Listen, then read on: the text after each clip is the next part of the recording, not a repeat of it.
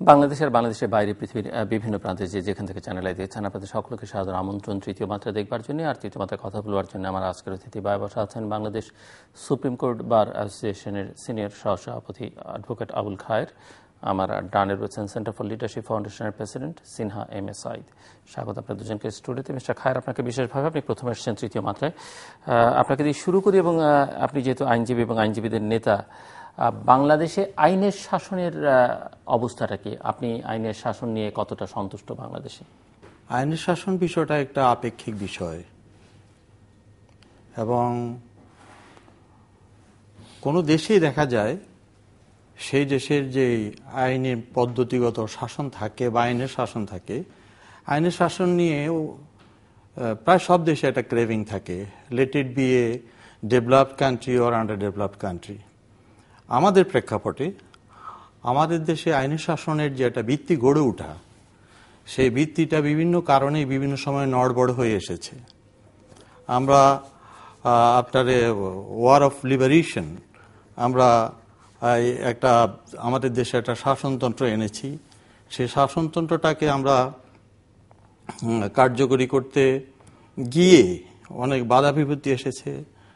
যে শাসনতন্ত্রের যে প্রণেতা বা under whose leadership the constitution was frame, সে Bangabandhu Sheikh Mujibur Rahman was killed or assassinated ৭৫ সনে। তার পরবর্তী পর্যায়ে কনস্টিটিউশনের উপর বিভিন্নভাবে হস্তক্ষেপ হয়েছে। ইভেন বঙ্গবন্ধুর সময় যে 4th অ্যামেন্ডমেন্ট, সেটাও I will include in my process of discussion. তার পরবর্তী পর্যায়ে আমাদের কনস্টিটিউশন দুইটা বলতে গেলেই সেনা শাসকের হাতে পড়েছে। এই সেনা শাসকরা কনস্টিটিউশনের গতিবিধিটাকে যেভাবে রাখার সেভাবে রাখতে পারছে বলে আমি মনে করি না। পরবর্তী পর্যায়ে 4th অ্যামেন্ডমেন্ট সম্পর্কে আপনার কি বলতে চাইছেন? অ্যামেন্ডমেন্ট তো হয়েছেই, এরপরেও বহু অ্যামেন্ডমেন্ট হয়েছে, লট অফ অ্যামেন্ডমেন্টস। মনে হয় আমাদের কনস্টিটিউশনের উপর যত সহজে হাত দেওয়া গেছে, অন্য কোন দেশে কনস্টিটিউশনের উপর এভাবে এত সহজে হাত দেওয়া যায় না। মানে 4th অ্যামেন্ডমেন্টকে আপনি পজিটিভলি নিয়ে ব্যাখ্যা করছেন না? 4th অ্যামেন্ডমেন্ট নিয়ে আমার বক্তব্যটা একটু ডিটেলস। আমি মনে করবো যে এটা একটা পিপলস রিপ্রেজেন্টেটিভ দ্বারা এই 4th অ্যামেন্ডমেন্টটা অ্যাকসেপ্টেড হয়েছে in a house in our parliament. But 4th অ্যামেন্ডমেন্টটাকে এভাবে আনার আগেই that could be done by way of a referendum with the consent of the people. রেফারেন্ডামের পদ্ধতিতে করাটাই বেটার ছিল। আচ্ছা, তারপরে যেখান থেকে বলছিলেন আপনি। হ্যাঁ, তার পরবর্তী পর্যায়ে আসলে আমাদের দুই সেনা শাসক যেভাবে এসেছে সেটা মানুষ জানে, ইতিহাস জানে, ইতিহাসে আছে। এটাকে কেউ এদিক ওদিক নড়বড় করার সুযোগ নেই। এটা যেভাবে আছে সেভাবে থাকছে, আলোচনা হচ্ছে। আর ইতিহাস তো প্রথম 2-10 বছরের সৃষ্টি হয় না, ইতিহাস সৃষ্টিতে অনেক সময় লাগে। ফলে দেখা যাবে যে এই সেনা শাসন আমাদেরকে অনেকটা নিস্তব্ধ করে দিয়েছে। আমাদের চলার পথটাকে গণতান্ত্রিক পদ্ধতি থেকে একটা বিকল্প পদ্ধতিতে নিয়েছে। যদিও দুই সেনা শাসকে গণতন্ত্রের দাবিদার, যে আমরা গণতন্ত্র এনেছি, বাট দুইজনেই এই গণতন্ত্র আনার সময় যে হা না ভোট দিয়ে যেভাবে এসেছে, that is a thing to be taken into consideration. হা না ভোটটা মানুষকে প্রথম ভোটাধিকার এবং গণতন্ত্রের উপরে একটা এমন একটা অবস্থা এনে দিয়েছে যেটা মানুষ আস্থা হারানোর মতো অবস্থা। And it is the reality. যদিও আমরা বলি যে 90% ভোট দিয়েছে বা 95% ভোট দিয়েছে, বাট দ্য সিস্টেম যে ওইতে হানা ভোটের কাজগুলো হয়েছে ওগুলো নিন্দনীয়। ওগুলো দ্বারা আমরা আমাদের মানুষগুলো ভোটাধিকার প্রয়োগ এবং ইত্যাদি বিষয়ে তাদের যে একটা সদিচ্ছা, সেই সদিচ্ছার পথে বাধা সৃষ্টি হয়েছে। তাছাড়াও পরবর্তী পর্যায়ে যে বিভিন্ন নির্বাচন হয়েছে ওই দুই সেনা শাসকের আমলে, সেই নির্বাচনগুলোর কোনোটাই বলতে গেলে গণতন্ত্রের 100% নর্মসকে অ্যাপ্লাই করে হয়নি। এটা নিয়ে আজকে যে নির্বাচনগুলো হচ্ছে, এখানে এই ধরনের বিষয়ে কথাবার্তা আছে, সমালোচনা আছে। তারপর আসলে আইনের শাসনটা যেভাবে মানুষকে আইনের শাসনের জন্য প্রশিক্ষিত করে তোলা, সেটা আমরা করতে পারিনি। এটা আমাদের জাতিগতভাবে ব্যর্থতা। আর আইনের শাসনকে আপনি যতক্ষণ পর্যন্ত প্রতিটি মানুষ বা অধিকাংশ মানুষ আইনের শাসনের প্রতি শ্রদ্ধাশীল না হবে, আইন না মানতে চাইবে, তখন সেখানে ব্যর্থ ঘটবেই। যেমন আমরা এখনো দেখি যে আমরা রাস্তাঘাটে যখন চলি তখন দেখি যে it is the go of the day. আপনিও দেখেন, আমার বন্ধু দেখেন, যে আমরা হয়তো রাস্তায় বসে আছি ট্রাফিক জ্যামে, দেখা গেল পতাকাবাহী একটা গাড়ি ওপাশ দিয়ে ব্রেকিং দি ট্রাফিক তারা চলে যাচ্ছে। এতে সাধারণ মানুষের কাছে মনে হয় যে আইন মনে হয় ওদের জন্য নেই। মাছের পচন যেমন মাথা থেকে আরম্ভ হয়, এই যে একটা পদ্ধতি, এই পদ্ধতি উপর থেকে হয়। আসবো আবার আপনার কাছে মিস্টার সিনহা আহমেদ সাঈদ। যে কথাটি বললেন তিনি আইনের শাসন, দেখেন মূলত ব্যাপারটা হচ্ছে শাসনটা হবে আইনের। যে আইনটা যেভাবে করেন না কেন সেই ক্ষেত্রে একটা আইনের শাসনের ব্যাপার আছে। যে আইনটা যখন হয়ে গেল এটা এখন প্রয়োগের ব্যাপার আছে। এটা এখন প্রয়োগটা করবে কে? প্রথমত এর অ্যাডজুডিকেশন হয় কোর্টের মাধ্যমে, ইমপ্লিমেন্টেশন করবে এক্সিকিউটিভ ব্রাঞ্চ। এখন যিনি ইমপ্লিমেন্টেশন করতেছেন শাসনটা কিন্তু সেখানেই মুখ্য প্রশ্ন আসে যাচ্ছে যে আপনি আইনটাকে প্রয়োগ করতে যে অ্যাডজুডিকেশন করতে যে এই নিয়মটা মেনে চলছেন কিনা।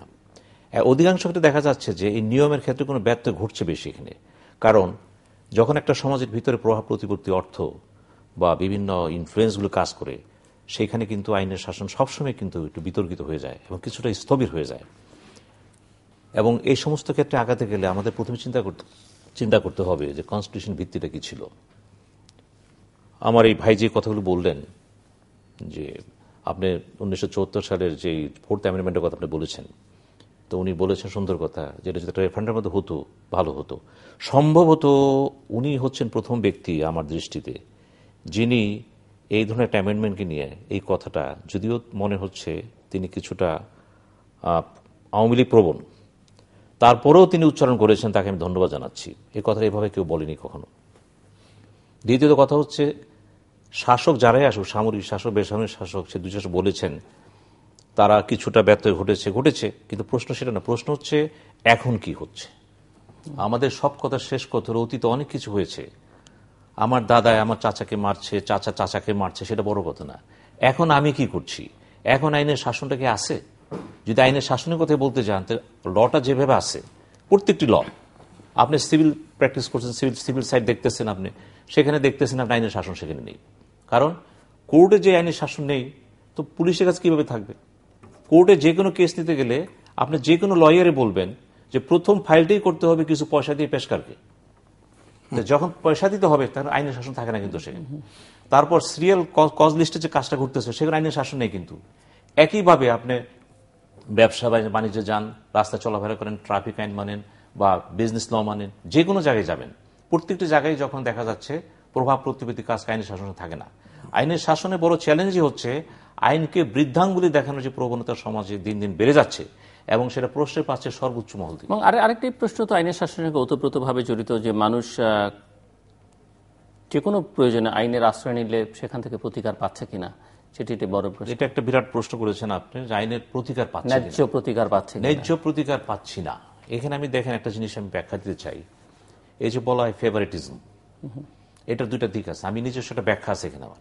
এটার দুইটা ভাগ, একটা নেগেটিভ একটা পজিটিভ। নেগেটিভ হচ্ছে আমি এমন একটা লোককে একটা ফেভার করলাম যে ফেভারটা পাওয়ার তার যোগ্যতা ছিল না এবং ওই ফেভারটা করতে যে আরো 10 জনের প্রতি অবিচার করা হচ্ছে, এটা নেগেটিভ ফেভার। পজিটিভ ফেভার হচ্ছে এখানে কিন্তু absence of justice. Positive favour হচ্ছে অ্যাবসেন্স না, প্রেজেন্স অফ জাস্টিস। একটা ছেলে ইন্টারভিউতে ফার্স্ট হয়েছে, সে, আমি তার জন্য তদবির করব এবং তার চাকরি যেতে পেয়ে যায় আমি চেষ্টা করব। এটা কিন্তু fairness and presence of justice. এটার মধ্যে কিন্তু আইনের ব্যত্যয় ঘটে না, বরং আইন এখানে সুসংহত প্রতিষ্ঠিত হয়। কিন্তু আমাদের এখানে নেগেটিভ নেপোটিজম এত বেশি হয়ে গেছে, যে কারণে প্রতি মুহূর্তে প্রতি ক্ষেত্রে আপনি বললেন যে শেল্টার কার কাছে নেবেন, আপনি যার কাছে যাবেন তিনি আপনাকে বলছেন আপনি কাজটা এইভাবে করেন, ঠিক হয়ে যাবে। অর্থাৎ ব্যক্তি যখন তার স্বার্থটা বড় করে দেখবে, গোষ্ঠী যখন স্বার্থটাকে বড় করে দেখবে, সমাজ যখন স্বার্থকে বড় দেখবে, এবং প্রত্যেকটা ক্ষেত্রে কিন্তু এটা ব্যক্ত ঘটছে। এবং এই বড় করার দেখা প্রবণতার কারণে হচ্ছে কি সর্বত্র একটা বিশৃঙ্খল পরিবেশ। আজকে বাংলাদেশের এক সংজ্ঞায় বলা যায় এখানে যেটা প্রতিষ্ঠিত হয়েছে অনিয়মের একটা নিয়ম। অনিয়মের নিয়মটা এত বেশি বড় হয়ে গেছে, নিয়ম কাহাকে বলে, নিয়মের চেহারাটা কি, এটা ব্যাখ্যা দেওয়া আমাদের জন্য একটা বিরাট চ্যালেঞ্জ দাঁড়িয়ে গেছে। এই অবস্থাতে মুক্তি পেতে হলে নিঃসন্দেহে আইনের যথাযথ শাসন, আইনটা যেভাবেই তৈরি করেন এর বাস্তবায়নের ক্ষেত্রে যাতে আমাদের কোনো জায়গায় কোনো কার্পণ্য না থাকে, উদারতা রাখতে হয়। উদাহরণস্বরূপ একটা উদাহরণ বলে দিই আপনাকে। আজকে পেপারে দেখলাম সম্ভবত আওয়ামী মহিলা পার্টির এক নেত্রীর এক ছেলের কথা দেখলাম, সেখানে 2টা মার্ডার কেসের দেখলাম। আমি শুধু একটি কথা বলে দিতে চাই, ভারতের সবচেয়ে নাম করা নায়ক সালমান, উনিও একই অবস্থার মধ্যে দিয়ে রাতে হয়তো তিনি ড্রাইভিং করতে যেয়ে ফুটপাতে আননোন 2টা পার্সনকে সে মেরে ফেলেছিল।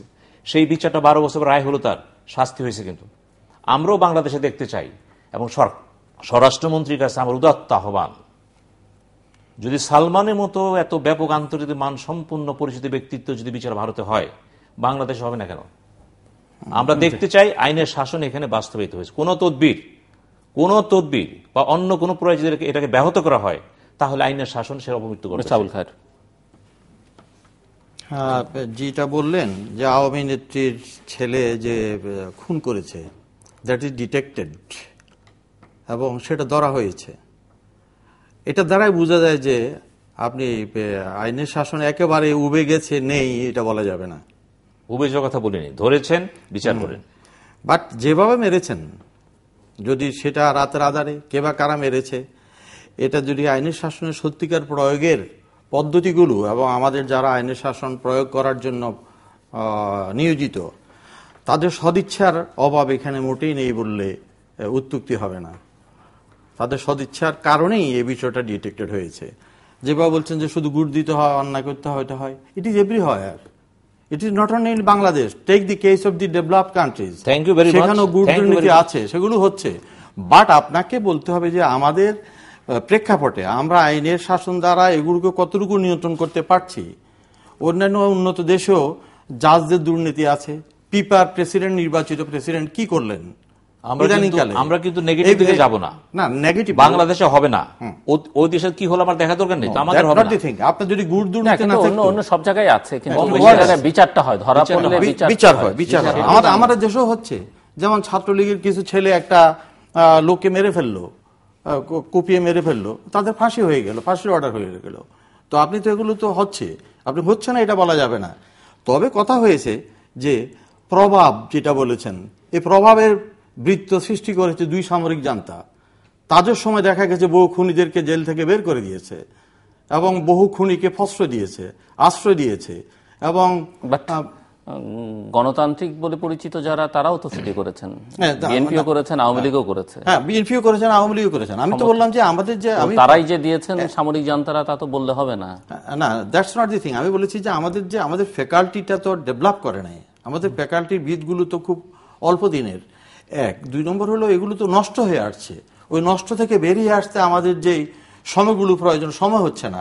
আর 2 নম্বর হলো এখানে প্রতিটি মানুষ স্বার্থের জন্য যে পার্টি ইন পাওয়ার তাদের ভিতর ঢুকে যায়। আপনি যেমন বলা হয়, যেমন এখন যারা আছে এদের ভিতরে হাইব্রিড আওয়ামী লীগের, দোজ হু আর আওয়ামী লীগের নয়, তারাও এখানে ঢুকে গেছে। আওয়ামী লীগের অনেক ত্যাগী কর্মী, they are not in the scene, তারা নেই। বিভিন্ন জায়গায় এগুলো হয়, কারণ politics has become money dominating one which has been created by those সামরিক জান্তা। সেটা থেকে বিএনপি পরবর্তী পর্যায়ে 91-তে যখন ডেমোক্রেটিক গভর্নমেন্ট করলো, তারাও মানি ডমিনেটিং পলিটিক্সের বাইরে যেতে পারে নাই। পরবর্তী পর্যায়ে আওয়ামী লীগ এসে দেখলো যে ইন কম্পিটিশন, আমরা যদি মানি ডমিনেটিং পলিটিক্সের শেয়ার না নিই, তাহলে আমরা তো পিছিয়ে যাচ্ছি। সুতরাং তাদের ভিতরে এটার ইনফিল্ট্রেশন হয়েছে। I want to say in this way, এটা একটা সংক্রামক ব্যাধির মতো ছড়িয়ে পড়েছে। আমি বলছি না যে আমাদের দেশ দুর্নীতিমুক্ত, আমি বলতে চাই না যে আমাদের দেশে সব স্বচ্ছ।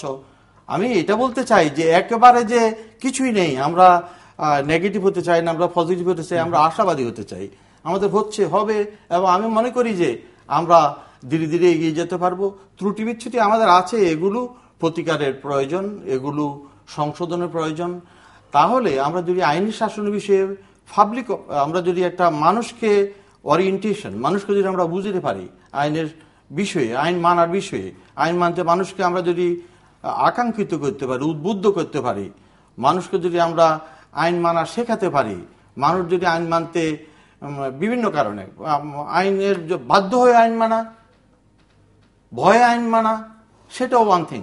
আর কালচারালি আইনের এই বিষয়গুলোকে প্রত্যেকে একটা এগিয়ে আসার মনোভাব সৃষ্টি হওয়া, যেটাকে একটা সামাজিক একটা ধারাবাহিকতায় একটা বিপ্লব শব্দটা না হলেও এই ধরনের একটা জাগৃতির মাধ্যমে মানুষের ভিতরে আসতে হবে, সেটা আমরা আসতে পারিনি। কারণ আমরা এখনো দেশ হিসেবে অনেক পিছিয়ে পড়া। যদিও বলে যে আমরা অতি সত্বরই একটা ভালো উন্নত দেশের মাত্রায় যাব, কিন্তু আমাদের এই সমস্ত দিকগুলোতে আমরা পিছিয়ে আছি। আমরা এগুলো পিছিয়ে থাকার কারণ হলো পিছু টান ছিল। আমরা তার পরবর্তী হচ্ছে ওই ধারাবাহিকতা আমরা বের হয়ে আসতে পারিনি। আমাদের বিএনপির পলিটিক্স এক মাত্রায় করে, আওয়ামী লীগের পলিটিক্সের আরেক মাত্রা। BNP cannot go out of Jamaat Islam. Jamaat ইসলামকে তারা ছাড়তে পারছে না, যারা আজ পর্যন্ত কোথাও কখনো বলে নাই স্বাধীনতা যুদ্ধে আমাদের ত্রুটিপূর্ণ ভূমিকার জন্য আমরা লজ্জিত। দিস সিঙ্গেল ওয়ার্ডিং আমি মনে করি যথেষ্ট ছিল একটা রাজনৈতিক দলের জন্য।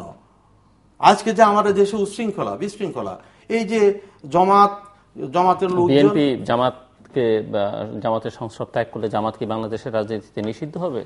মানে বিএনপি জামাতের সঙ্গে আছে বলে এই শক্তির ভয়ে কি জামাতকে নিষিদ্ধ করা যাচ্ছে না? হ্যাঁ, এই শক্তির ভয় নিষিদ্ধ করা যাচ্ছে না সেটা আমি বলবো না। তাহলে কারণ মানে তাহলে জামাত তো একটি এখন পর্যন্ত অবৈধ সংগঠন নয়। আমি তার ৭১-এর ভূমিকা সেগুলো কোনটাই সমর্থন সেটি তো অনেক বছরের মধ্যে নদীতে অনেক পানি গড়িয়েছে। আমি বলছি জামাত একটি বৈধ সংগঠন এখন পর্যন্ত, তার সঙ্গে যে কেউ রাজনীতি করে, রাজনীতির তো কোনো ধরাবাঁধা ব্যাপার নেই যে আমাকে না। আমি জামাত ইসলামের সব লোকজন জামাতের রাজনীতি করতে পারবে না, ইসলাম ভিত্তিক কথাবার্তা বলতে পারবে না। আমি সেই বিষয়ে আমার একটু রিজার্ভেশন আছে। আমার কথা হচ্ছে যে জামাতের যে সমস্ত লোকজন মহান স্বাধীনতা যুদ্ধে তাদের সেই ভূমিকার জন্য তাদের মধ্যে একজনও পর্যন্ত আজ পর্যন্ত একটা সরি শব্দ বলে নাই, সরি বলে নাই, বিচার তো হচ্ছে, দুঃখ বলে নাই, দুঃখ প্রকাশ করে নাই। That is the whole tragedy. এইটাকে নিয়ে আমাদের দেশে আজকে আমি বলছি যে আপনি যে জোর দিচ্ছেন যে বিএনপিকে জামাতকে ছাড়তে হবে, সেই না, জামাতকে ছাড়তে হবে আমি সেটা বলছি না। বিএনপির বিষয় ছাড়েনি, বিএনপি আক্ষেপ করেছে না বিএনপি, না বিএনপি সেটা পলিটিক্যাল পোলারাইজেশনের বিষয়। বিএনপি যদি ভাবে জামাত দ্বারা আমরা লাভবান হব, জামাত আমাদের একটা শক্তিশালী অ্যাক্টিভিটি হিসেবে আমাদের সাথে কাজ করবে, আমাদের তাদের প্রয়োজন, সেটা বিএনপির হিসাব নিকাশ হতে পারে। তবে আমার কথা হলো যে বিএনপি জামাতকে ওই বিষয়ে কি কখনো তাগিদ দিয়েছে যে আপনারা আমাদের সাথে ঐক্য করতে আসছেন?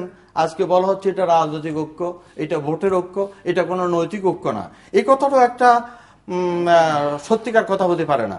কারণ আমি আপনার সাথে বসবো, চা খাবো, হাঁটবো, উঠবো, বসবো, আপনার অর্ধেক নীতি সমর্থন করব, অর্ধেক করব না, আপনাকে শুধু কিছুক্ষণের জন্য আমি রাখবো, আমার প্রয়োজনে ব্যবহার করব, ভোটের সময় ব্যবহার করব, এর বাইরে আপনার অন্যান্য পলিসির সাথে আমার সম্পর্ক নাই।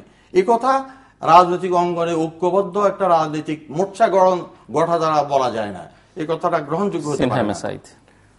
দেখুন, আপনি একটা কথা বলেছেন যে মার্শাল ল গভর্নমেন্ট, অর্থাৎ তারা যখন সিভিলিয়ান গভর্নমেন্টে টার্ন করলো, অর্জন কিছুই নেই, কথা ঠিক নাই। কিন্তু ৯০-এর পরে বিশেষত আওয়ামী লীগ সরকার কিন্তু এরশাদ সরকারের দুইটা জিনিস মেনে নেয়, উপজেলা এবং রাষ্ট্রধর্ম ইসলাম। এই অর্জন কিন্তু জাতীয় পার্টি হোসেন মোহাম্মদ এরশাদের। এটা মেনে নিয়েছেন কে? এই দেশের বৃহত্তম রাজনীতি দল, গণতান্ত্রিক ইতিহাস যাদের আছে তারা মেনে নিয়েছেন। সুতরাং যে কোনো দলই কিছু অর্জন থাকতেই হবে, অর্জনবিহীন কোনো দল হয় না। জামাত ইসলামের যে কথাবার্তা বলা হচ্ছে, আমার মনে হয় জামাতের আজ জামাতই করবে, এটাকে ব্যান করা হবে কি না হবে এটা পরের ব্যাপার। তবে একটা সুযোগ তাদের আছে, কিন্তু এখনো সময় আছে। যদি জামাতের নেতৃবৃন্দ মনে করে যে তাদের অতি ভূমিকার জন্য ক্ষমা চেতে পারে, শুভবুদ্ধির উদয় হোক না কেন, অসুবিধা কি? এখন যারা জামাত ইসলাম করতেছে মনে করেন এখন যাদের বয়স ৫০, তারা তো আর রাজাকার আলবদর ছিল। সুতরাং জামাত যেদিন তথাকথিত বিতর্কের ব্যক্তি মুক্ত হয়ে যাবে, সেই জামাতের চেহারা আমরা দেখতে চাই। এবং আমরা এটাও আশা করব জামাতের ইতিহাসের স্বাভাবিক ধারা অনুযায়ী অতীতে যদি ভুল করে থাকে ক্ষমা চেতে অসুবিধা কি? জাতির কাছে ক্ষমা চেতে ছোট হয় না, বরঞ্চ বড় হয়। কিন্তু তারা চায় নাই, আমরা মনে করি। আমি জামাতকে আবার এইখান থেকে বলবো, জাতির কাছে বড় হতে চান আপনার হন, জাতির কাছে ক্ষমা চান, এই জাতি ক্ষমাশীল, ক্ষমা করে দিতেও পারে আপনাকে। আপনি আগান, আমরা সামনের দিকে তাকাবো। জিনিসটা সেটা নয়, রাজনীতি যে যার ঘরে করবে সেটা তার ব্যাপার। আমরা দেখেন একটা জিনিস মনে রাখতে হবে, আওয়ামী লীগ ৫ বছর আমি একটু প্রশ্ন করতে যে আমরা আইনের শাসনের কথা বলছিলাম, আইনের শাসন এবং ডেমোক্রেসি একটার সঙ্গে খুবই নিবিড়ভাবে সম্পর্কিত। এবং আমরা বলছি যে আমরা ডেমোক্রেসির মধ্যে আছি, ডেমোক্রেটিক রুলসের মধ্যে আছি, আবার অনেকে বলছেন যে আমরা তার ধারে কাছেও নেই। তো এই জায়গাটা আসলে কোথায় দাঁড়িয়ে আছে বাংলাদেশ? আসলে আমরা নদীর পাড়ে দাঁড়ায় যদি বলি সাগরে আমি ভ্রমণ করতেছি, কি দাঁড়াবে?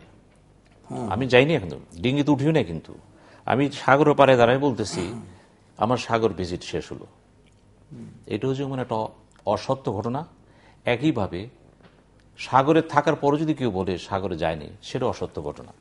এদেশের চরিত্রটা হচ্ছে এরকম, যখন আপনি ক্ষমতায় থাকবেন যে দলটি, সেই দলটি মনে করে আমি যা কিছু করছি গণতান্ত্রিক প্রক্রিয়া হচ্ছে, এটি গণতন্ত্র। এই দলটা যখন বিরোধী দলে চলে যাবেন, এই সিটে যিনি আসবেন তিনি যা করবেন তিনিও তা মনে করবেন এবং তার অবস্থানটা হবে বিরোধী দল। এটার মূল কথাটা হচ্ছে আমাদের যে রাজনৈতিক যে সংস্কৃতিটা গড়ে উঠছে এখানে, আপনি আইনের শাসনের কথা বলছেন, শাসনের সাথে সম্পর্কিত একটা সংস্কৃতি দাঁড়ায় যায় এখানে ব্যক্তিগুলোকে। এখন মনে হয় টেলিভিশন খুললে যে বক্তৃতাগুলো আমরা ক্ষমতাসীন দলে যারা দেন প্রতি মুহূর্তে শুনলে মনে হয় এর চেয়ে গণতন্ত্র আর হয় না, এরকম হয়ই না। আবার এই লোকগুলো যখন আমাদের সাথে ঘরোয়া আলোচনা করেন, দুঃখ তার বুক ফেটে যায় তাদের। কারণ দলের ভিতরে গণতন্ত্র নাই, দলের অভ্যন্তরে নাই, সংসদের অভ্যন্তরে গণতন্ত্র নাই, স্ট্যান্ডিং কমিটি গণতন্ত্র নাই। সবকিছু হচ্ছে কি কর্তার ইচ্ছে কীর্তন। কর্তার ইচ্ছে কীর্তন যতদিন হোক, সেটা আওয়ামী লীগ হোক, বিএনপি হোক, জাতীয় পার্টি হোক, জামাত ইসলাম কিছুটা আছে, সে তাদের মসজিদ সুর আছে সেখানে। তারপরও কিন্তু গোলাম আজম শাহ যতদিন জীবিত ছিলেন তার কমান্ডার ব্যারিকও যায়নি, কিন্তু তার বক্তব্যটি ঘুরে ফিরে সেখানে রেজলিউশন হয়ে যেত। এই অবস্থা থেকে বেরিয়ে আসতে হবে। কিন্তু দেখেন বাংলাদেশের ইতিহাসে না, সারা পৃথিবীতে এই মুহূর্তে যদি বলেন সবচেয়ে শক্তিশালী রাষ্ট্রপ্রধান, সরকার প্রধান কে, আমি বল বাংলাদেশে প্রধানমন্ত্রী শেখ হাসিনা।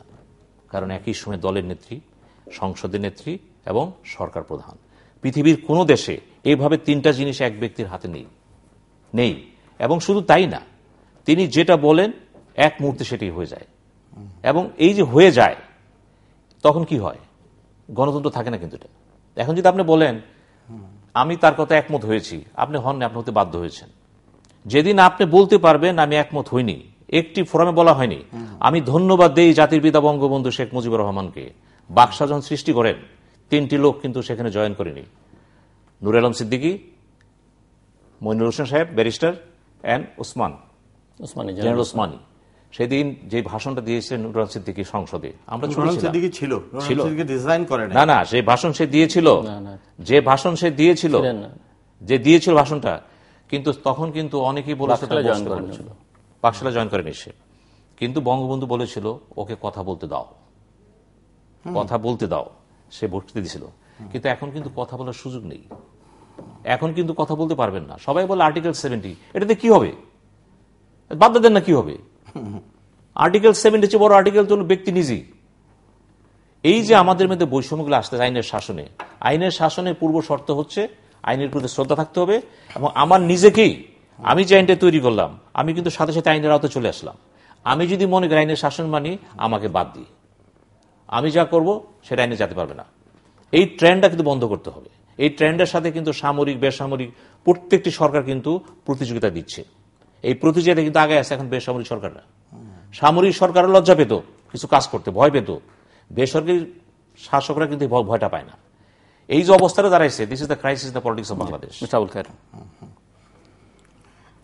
এই বিষয়ে যেটা আপনি বলেছেন যে Sheikh Hasina is very powerful prime minister, not only Sheikh Hasina, এই চেয়ারটা যে বসে বাংলাদেশ, এনিবডি, সেটা বললে আমার আপনার সাথে আমি অনেকটা, আমি শেখ হাসিনা সিম্বলিক, কারণ ইউ ক্যানট সে যে খালেদা জিয়া লেস, আমি বলছি এই চেয়ারটা যে বসবে শেখ হাসিনা, এই চেয়ারটা যে বসবে এবং বিরোধী চেয়ারে যে বসবে আপনি বলতে পারেন না। এখন পর্যন্ত যারা বসেছেন, এখন পর্যন্ত যারা আছেন তারা এই মুহূর্তে, ভবিষ্যতে তো এমন কেউ বসতে পারে, যে most powerful head of the government in the world, it is এই মুহূর্তে শেখ হাসিনা।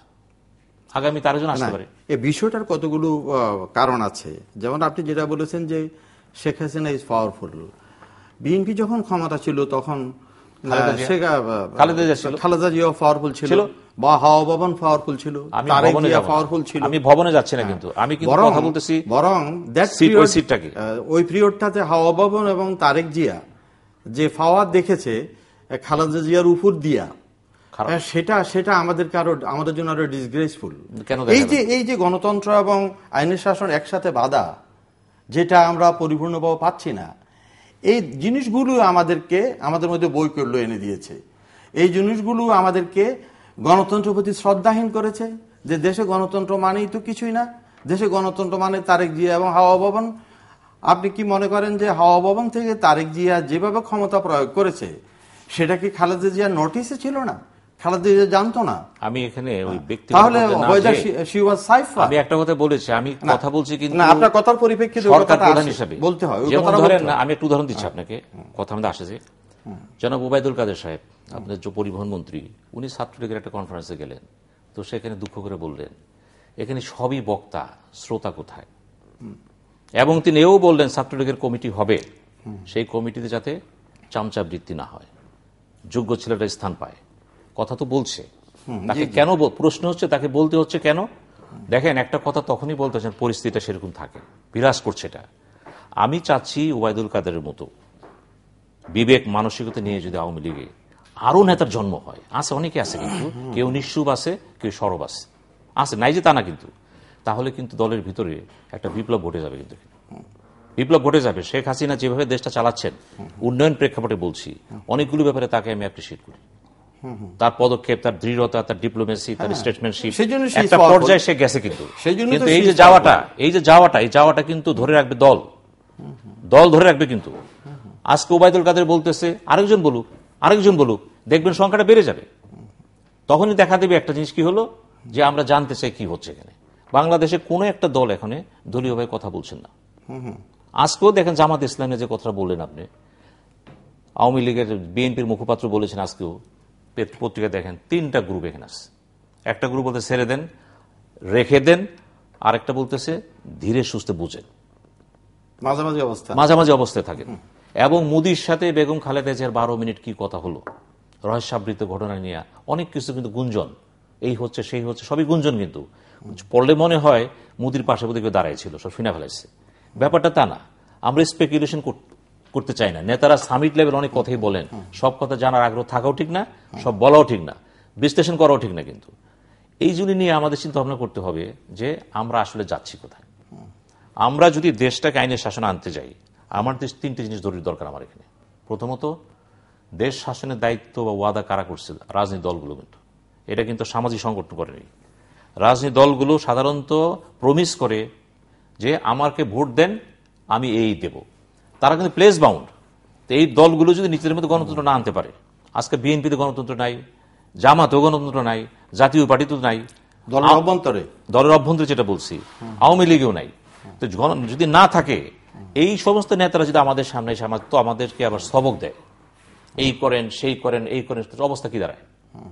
সুতরাং আগে নিজেকে চিনতে হবে। সক্রেটিস বলেছেন, নো দাইসেলফ। নিজেকে চিনেন, নিজেকে বোঝেন। নিজেকে চিনা বুঝার ঊর্ধ্বে উঠে আমরা যখন হয় না, এটা 6-7-8 বছরের ডেভেলপমেন্টটা কি হলো আমাদের দেশে? আমাদের দেশে গণতান্ত্রিক ধারাবাহিকতায় আমি তো বলতে চাই, যেমন আমরা 2007-এ যে আমাদের 111-এর উপর যে গভর্নমেন্ট এসেছে, এই গভর্নমেন্ট 111-এর সামরিক backed by a caretaker government, backed by militarism বা মার্শাল ল। সেটা আসারও একমাত্র কারণ ছিল অগণতান্ত্রিক কতগুলো কর্মপদ্ধতি সৃষ্টি করা। আমরা কি ভেবে দেখতে পারি না কোনো প্রয়োজন ছিল না খালেদা জিয়া আমাদের একজন বিচারপতির বয়স বাড়িয়ে দিয়ে তাকে কেয়ারটেকার গভর্নমেন্টের প্রধান করার জন্য কৌশল সৃষ্টি করার কোনো প্রয়োজন ছিল না? এম এ আজিজের মতো লোককে তিনি নির্বাচন কমিশনার বানানোর কোনো প্রয়োজন ছিল না? এই বিষয়গুলো করে তিনি এমন সব মেকানিজম করলেন যেই কারণে দেশে একটা আন্দোলন হলো, যেটাকে নৌকা বৈঠার আন্দোলন বা অনেকে যেভাবে বলে মেসাকার হলো। মেসাকার হওয়ার পরিপ্রেক্ষিতে তিনি ইয়াজউদ্দিনকে তার কেয়ারটেকার গভর্নমেন্টের, তিনি রাষ্ট্রপতি, অন্যদিকে আবার কেয়ারটেকার গভর্নমেন্টের প্রধান। এই বিষয়গুলো থেকে আসলো পরবর্তী পর্যায়ে সামরিক শাসন বা আপনার 111-এর গভর্নমেন্ট। 111-এর গভর্নমেন্টকে সামরিক বাহিনীর লোকজন প্রভাবান্বিত করে চালিয়ে নিল। তার পরবর্তী পর্যায়ে যেটা আসলো, সেখানে এসে একটা নির্বাচনের মাধ্যমে তো শেখ হাসিনা আওয়ামী লীগ ক্ষমতায় এসেছে। ক্ষমতা আসার পরেই সেই নির্বাচনটাকেও তো বিএনপি অ্যাকসেপ্ট করতে পারেনি, বলেছে যে সেখানেও কারচুপি হয়েছে। তারপর দেখা গেল যে সংসদে না যাওয়া এটা কালচার সৃষ্টি হইল, উইথ এ ফিউ এক্সেপশন। দেখা যায় ওই গভর্নমেন্টের সময় মধু সাহেব খুব উদ্বুদ্ধ হয়ে তিনি কিছুদিনের জন্য সংসদে যোগ দিয়ে সংসদটাকে একটা কার্যকর অবস্থা আনার জন্য চেষ্টা করেছেন। এছাড়া তো এর বাইরে পুরোপুরি দেখা যায় ওই সংসদে বিএনপি যোগ দেয় নাই, তার আগে আওয়ামী লীগও যোগ দেয় নাই, সেটা আপনি বলবেন, সেই কালচার আছে। তবে এই যে অবস্থাগুলো, এই অবস্থার কারণে আসলে সঠিকভাবে একটা স্বচ্ছ এবং সঠিক এবং শক্তিশালী সুন্দর মার্জিত বিরোধী দল না থাকলে দেশ সরকারি দলের ক্ষমতার ব্যবহারটা বেড়ে যায়। যেমন পাওয়ার কারাপ্টস অ্যাবসলিউট, পাওয়ার কারাপ্টস অ্যাবসলিউটলি। আপনার বিরোধী দল নেই, আপনি 5ই জানুয়ারি যে নির্বাচনে খালেদা জিয়া অংশগ্রহণ করে নাই, যে অজুহাতগুলো দিয়ে অংশগ্রহণ করে নাই, আমি মনে করি যে ইট ইজ নট কারেক্ট। তিনি নির্বাচনে অংশগ্রহণ করতে পারতেন, নির্বাচনে অংশগ্রহণ করে তিনি যে আপনি চলে গেছেন কিন্তু পিছনের দিকে। প্রশ্ন ছিল বর্তমান 7 বছর, যে সর্বশেষ আসলেন, সর্বশেষ যেটা আসলেন আপনি, জিনিসটা হচ্ছে দেখেন, তুমি মন্দ বলে আমি কি ভালো হব না? ভালো হব। আপনি যেহেতু কিছু অপকর্ম করেছেন, মানুষ বীতশ্রদ্ধ হয়েছে, গণতন্ত্র ব্যাহত হয়েছে, এখন আপনার জায়গায় আমি এসেছি। কেন এসেছি? আপনার কাজগুলো আমি করবো না, আমি যেগুলো করবো ইতিবাচক, মানুষের কাছে একটা ইমেজ হবে, দেশে গণতন্ত্র প্রতিষ্ঠিত হবে। এই জন্য কিন্তু নির্বাচনটা ছিল। নির্বাচন হয়ে যাওয়ার পরে 5 বছর দেশ চলল, আন্দোলন সবই হলো, এখন পর্যন্ত দেশটা যেভাবে চলছে। আমি কিন্তু একটা কথা বারবার বলছি এখানে, যে গণতান্ত্রিক প্রক্রিয়া কিন্তু বাংলাদেশে এখনো কিন্তু স্টেবল না, এখনো কিন্তু ভঙ্গুর অবস্থা রয়ে গেছে। এটা টিকে রাখা হয়েছে, কিন্তু টিকে রাখা কিন্তু আমি ক্ষমতায় আছি বলে গণতন্ত্র আছে ঠিক না। কিন্তু আজকে যদি শেখ হাসিনার জায়গায় বেগম খালেদা জিয়া চলে যায়, বা অন্য যে কোনো লোক আসতে পারে, আসুক, সেও যদি একই কাজ করে, তখন কিন্তু আওয়ামী লীগই বলবে যে গণতন্ত্রকে হত্যা করা হচ্ছে, হত্যা করা হচ্ছে। এখানে হত্যা এগুলি ব্যাপার না, ব্যাপার হচ্ছে এটাকে প্র্যাকটিস করতে দিতে হবে। এই দেওয়ার ক্ষেত্রে একটা দৈন্যতা কিন্তু আছে সরকারের, এবং এই দৈন্যতাটা কতটুকু লাঘব করা যাবে, কমায় আনা যাবে, এই ব্যাপারটা কিন্তু আওয়ামী লীগের চিন্তা করতে হবে। দৈন্যতা আছে, স্বীকার করতে হবে। আমরা এটা কমায় আনতে চাই, আমরা এটা বলবো না যে নাই বলতে গেলে কিন্তু আবার একই কথা আসে, আইনের শাসন আসবে না। কিন্তু আপনি যেমন বললেন জামাত ইসলাম স্বীকার করুক, মাপ চাক, তাহলে একটা শিক্ষিত আসতে হবে। এই একইভাবে বলতে হবে দৈন্যতা আছে, ঘাটতি আছে, ডেফিসিটে কিভাবে কমায় আনা যায়। আনার ক্ষেত্রে কিন্তু নেতা তৈরি করা যাবে না, কিন্তু নেতা কিন্তু তৈরি হয় না, তৈরি করা যায় না। এটা কিন্তু টেলারের দোকান না, যে খলিবার কাছে গেলেন, 2 গজ কাপড় দিলেন, আমার একটা শার্ট বানিয়ে দাও। আপনি গেলেন, আমার একটা নেতা বানিয়ে দাও, আমি যুগ্ম মহাসচিব বানাবো, ওটা আন্তর্জাতিক বানাবো, একই পদে দেবো। এইভাবে যে নেতা তৈরি করা হচ্ছে, এই ফ্যাক্টরি দরকার নেই তো। এখানে নেতার জন্য যে প্রক্রিয়া দরকার, নেতা তৈরি হবে সংগঠনের দল থেকে এবং তার দক্ষতা কর্মভিত্তিতে আসবে। একই জিনিস ঘটতেছে কোথায়? নমিনেশনের ক্ষেত্রে হতাশা চলে আসতেছে। নমিনেশন কারা পাচ্ছে? দেখুন এই সংসদে কারা নমিনেশন পেয়েছে। আওয়ামী লীগের কথা যদি বলেন, আওয়ামী লীগের কয়জন তেগি লোক পেয়েছে? পায় নাই। বিএনপির কয়জন তেগি লোক পায় নাই।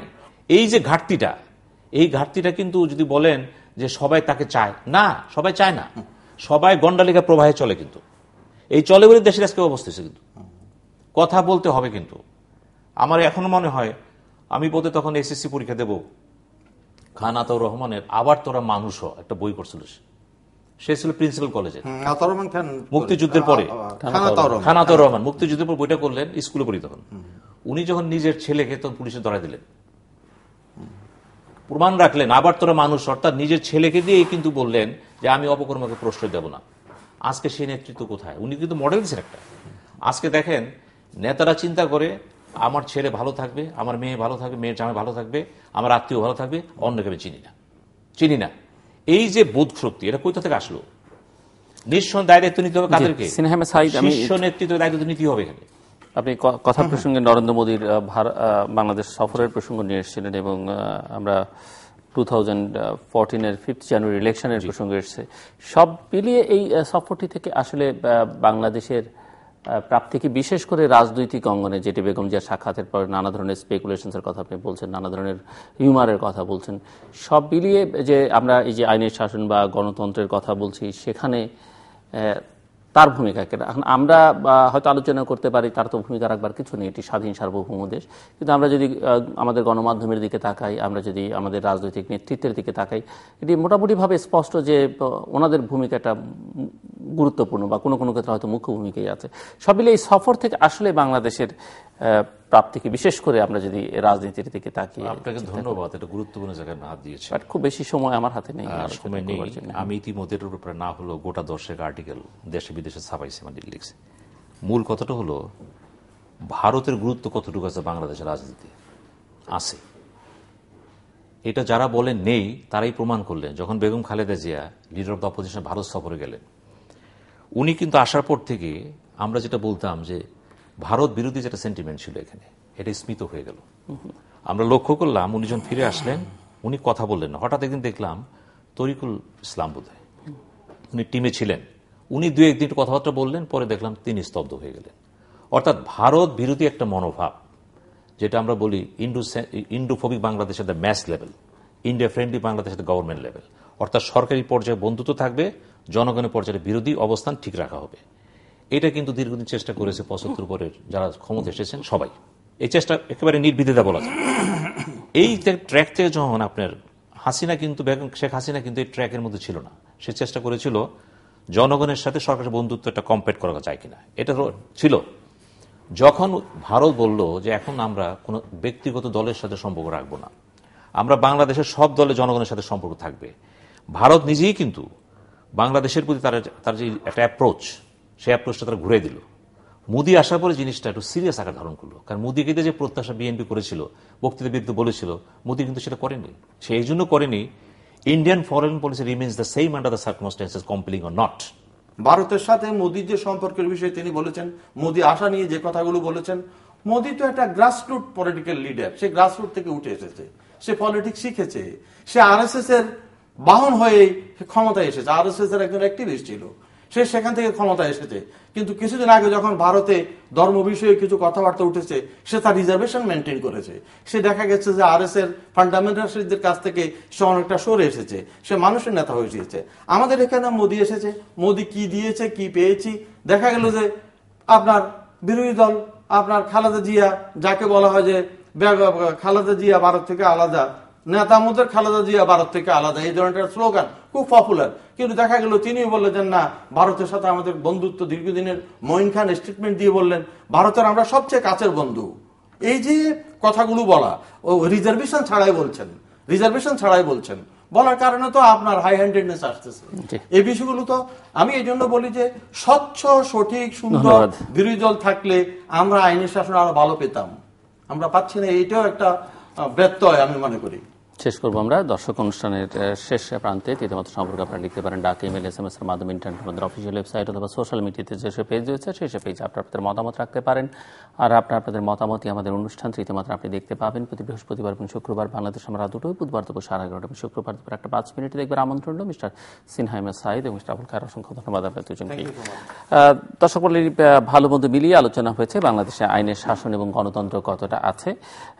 তবে দুটো ক্ষেত্রেই খুব একটা যে সন্তোষজনক নয়। এই আলোচনার মূল উপাদ্য বিষয়গুলো গ্রহণ করলে সেটি বেরিয়ে আসবে এবং এই রাজনীতির জন্য একটি শক্তিশালী বিরোধী রাজনৈতিক দলের উপস্থিতিটা খুবই জরুরি যদি আইনের শাসনকে ঠিক রাখতে হয়, গণতন্ত্রকে সঠিক পথে পরিচালিত করতে হয় এবং সেখানে সরকারের দৃষ্টিভঙ্গিটিকে, সরকারের ক্ষমতায় যারা আছেন তারা যারা গণতন্ত্রকে শক্তিশালী করবার কথা বলছেন তারা আসলে সেটি মনে করেন কিনা, সেটি একটি গুরুত্বপূর্ণ বিষয় বা প্রধান বিবেচ্য বিষয়। এবং এখানে প্রণিধানযোগ্য যে ক্ষমতায় যারা আছেন তারা যদি মনে করে থাকেন যে সরকারে বিরোধী দল কোনো শক্তিশালী দল না হলেও চলবে, একটা মোটামুটি ক্ষমতাসীনদের অনুসারী বিরোধী দল দিয়ে রাষ্ট্র পরিচালনা করা সম্ভব হবে, কিন্তু বাস্তবে সেটি গণতন্ত্রকে কোনো অবস্থাতেই শক্তিশালী করবে না। সরকারের মধ্যে আরেকটি ধারণা আছে যে কেবলমাত্র উন্নয়ন দিয়েই জনগণকে সন্তুষ্ট করা সম্ভব।